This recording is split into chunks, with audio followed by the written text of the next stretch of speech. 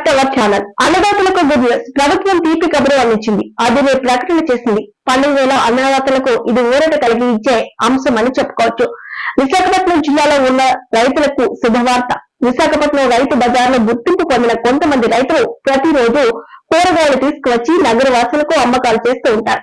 ఇప్పటి వరకు కొంతమందికి ఈ అవకాశం లభించింది. మరి కొంతమంది రైతులు అధిక శాతం పంటలు పండించినప్పటికీ బయట అమ్మకాలు చేస్తే గిట్టుబాటు ధర రావడం లేదు. ఒక్కసారిగా పంట చేతికి వస్తే ఏం చేయాలో తెలియని పరిస్థితి ఏర్పడింది. దీనికోసం రాష్ట్ర ప్రభుత్వం రైతులకు శుభవార్త చెప్పింది.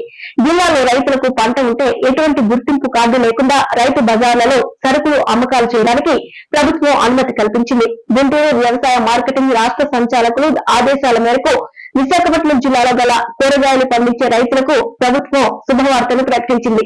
ప్రస్తుతం కూరగాయల పంట సీజన్ అయినందున ఎక్కువ సంఖ్యలో సరుకు దిగుబడి రావడం, గ్రామాల్లో తగినంత ధర రాకపోవడం వలన రైతులు ఇబ్బంది పడుతున్నట్టయితే వ్యవసాయ మార్కెటింగ్ శాఖ ద్వారా సరుకును నేరుగా తీసుకొచ్చి రైతు బజార్లలో అమ్ముకునేందుకు అవకాశం కల్పించారు.